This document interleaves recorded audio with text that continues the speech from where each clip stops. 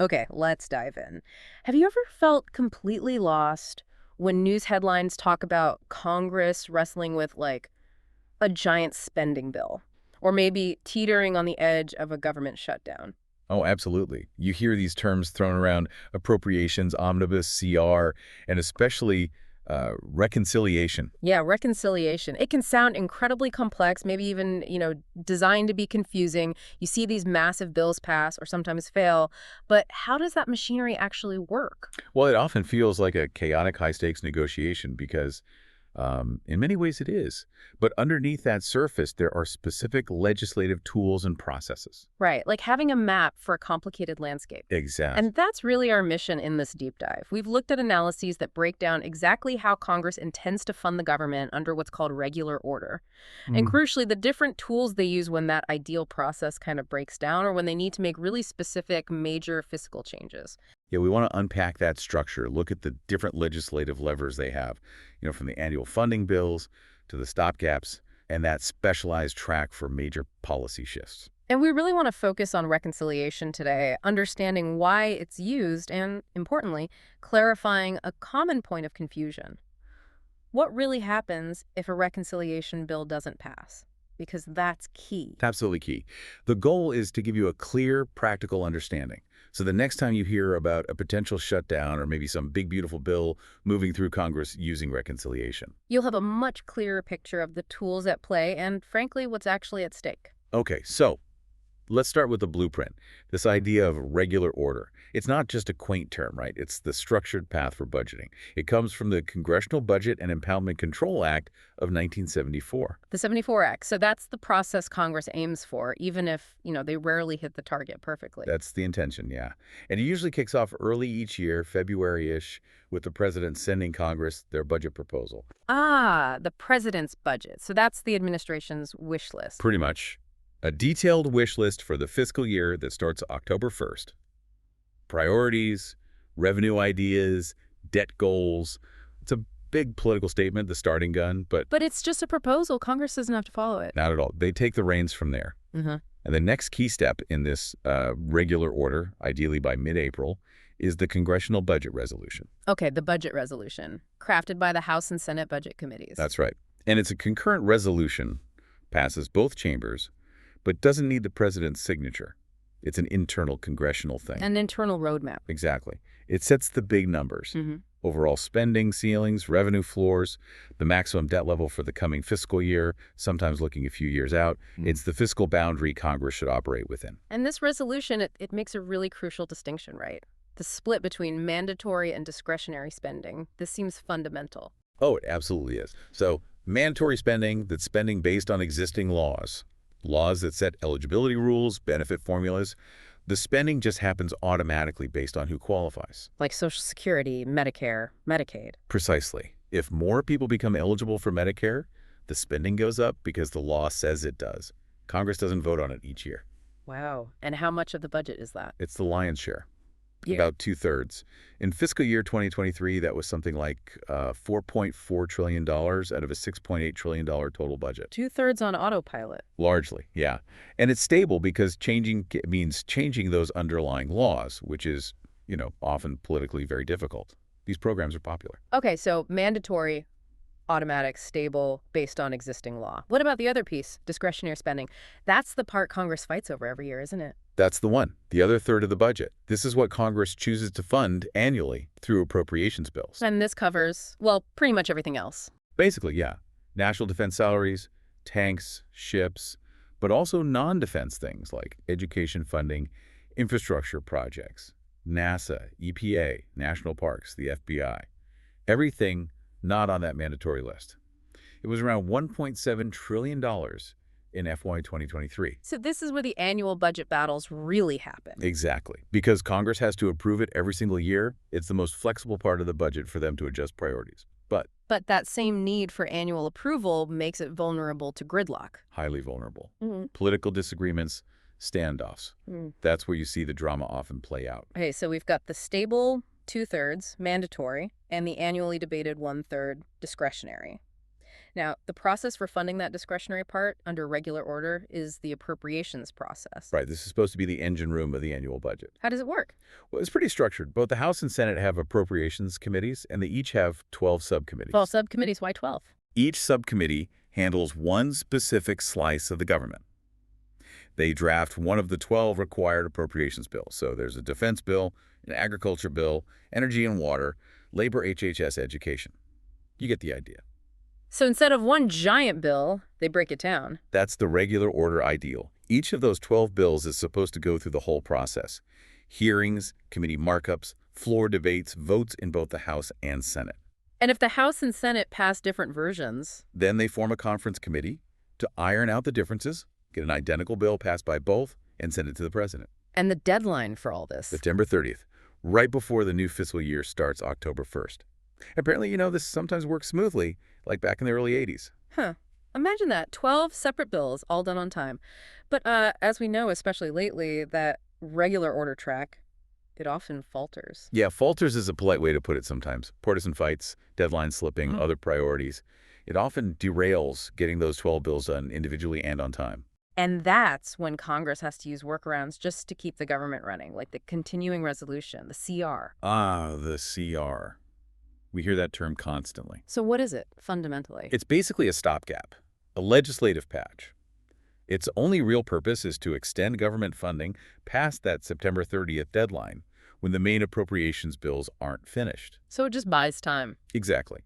It usually continues funding at the previous year's levels, maybe for a few weeks, maybe a few months, like the one last September that kicked the can down the road to December. Keeps the lights on, prevents a shutdown, but doesn't really move the ball forward policy-wise. Precisely. CRs generally freeze policy. No new starts, no big funding shifts. Agencies just keep doing what they were doing, based on potentially old priorities. They become almost routine because getting those 12 bills done the regular way is so hard now. Okay, so CRs are the temporary patch, but if they do eventually need to fund the government for the whole year and the 12 bills are stalled, they often bundle them up into one massive bill, the omnibus.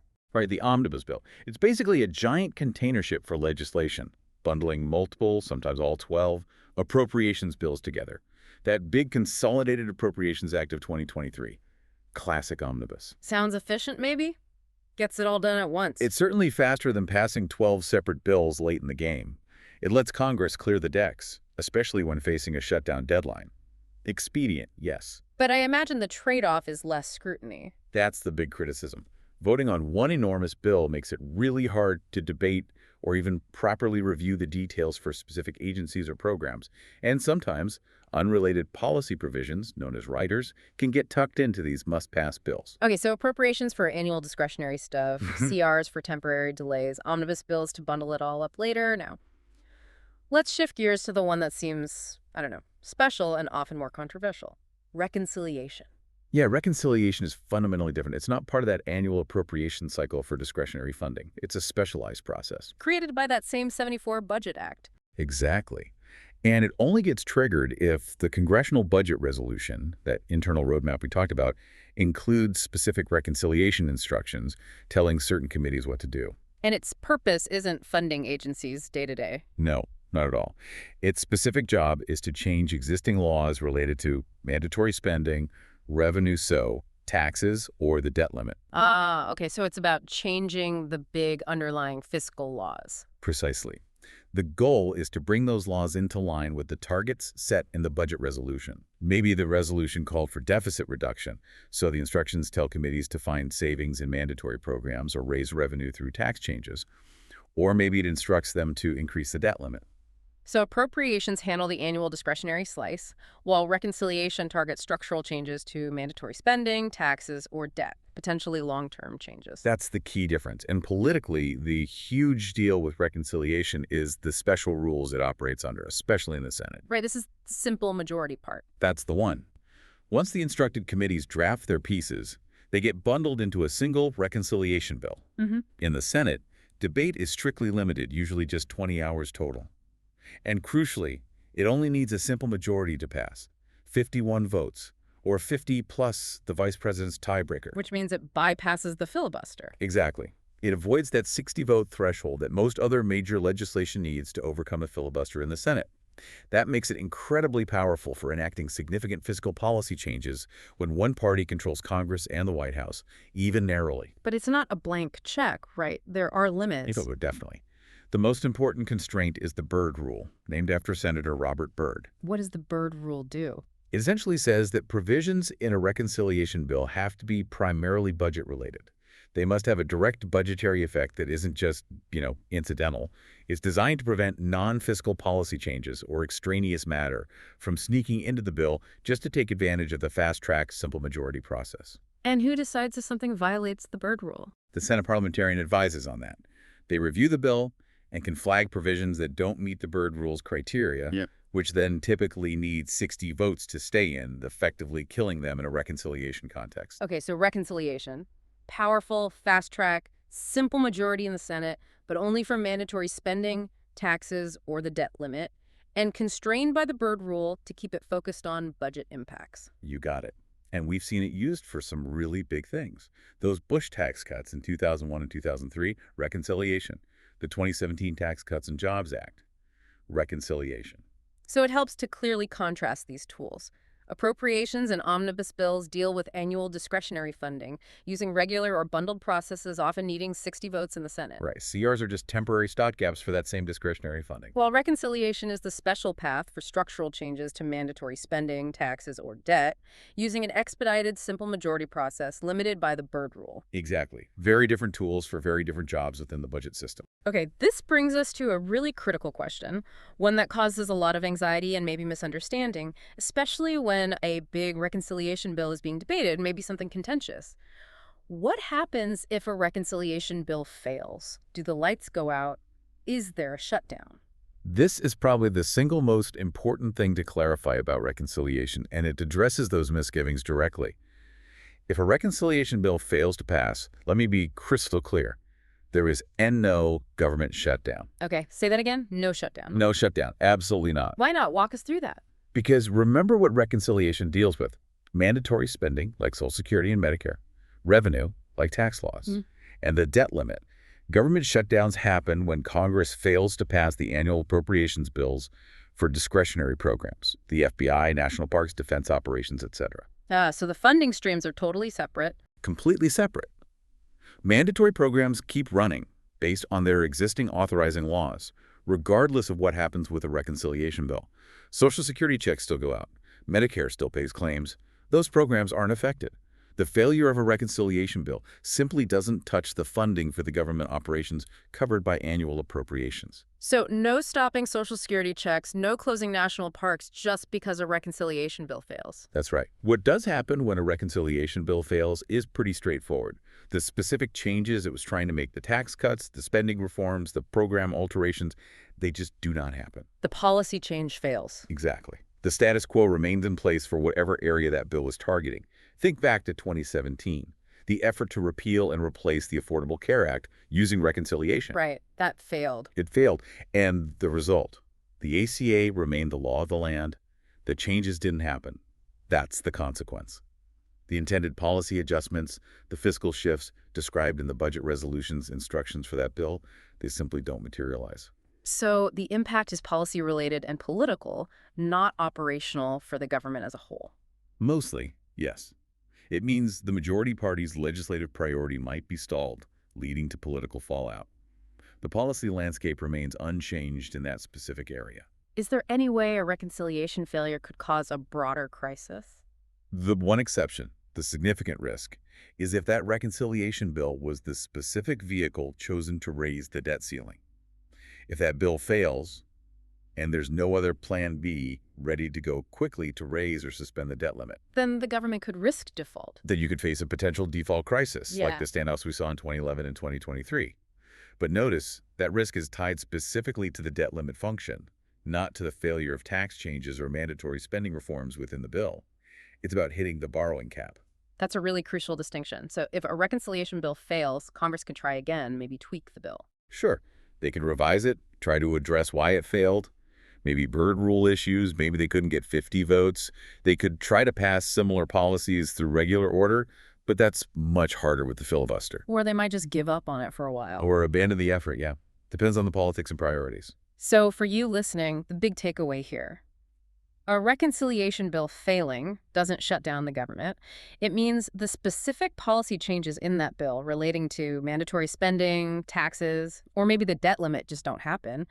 Understanding that cuts through a lot of the noise. It really does. It isolates the stakes. Reconciliation failure is about specific fiscal policy or debt capacity, not about keeping the lights on day to day. And stepping back, looking at the whole system, it feels like that phrase is right. Regular order is more aspiration than norm. That certainly seems true in practice, doesn't it? We see CRs and these huge omnibus bills becoming almost standard procedure for funding the discretionary side of government because meeting those individual deadlines is so tough. While reconciliation remains this more specialized, less frequent tool, Reserved for those moments when a party has control and wants to make those big structural changes on taxes, mandatory spending, or the debt limit using that simple majority pathway. it's definitely a complex system, maybe even a messy dance sometimes, but it's the system that funds, well, everything the federal government does. Appropriations give that annual control over the discretionary third. CRs and omnibus bills are the workarounds when that gets stuck. And reconciliation is the special lane for targeted, often major shifts in mandatory spending, taxes, and debt. And crucially, again, reconciliation failure means those specific policy changes don't happen. Existing law stays put for those areas. No shutdown. So wrapping up, we've seen the distinct tools: appropriations, CRs, omnibus bills, and reconciliation, each with its own purpose, process, and consequences. And hopefully clarifying that reconciliation's success or failure is about specific policy outcomes, not government operations, provides some real clarity. Absolutely. Now, thinking about all this, consider that inherent tension we talked about. You've got two-thirds of the budget mandatory spending running largely on autopilot, stable, hard to change. Then you have the other third discretionary, subject to intense annual debate, negotiation, potential gridlock. How does really grasping that fundamental difference change how you listen to debates about the federal budget, and why some fights seem so different, maybe even more existential than others? Something to think about.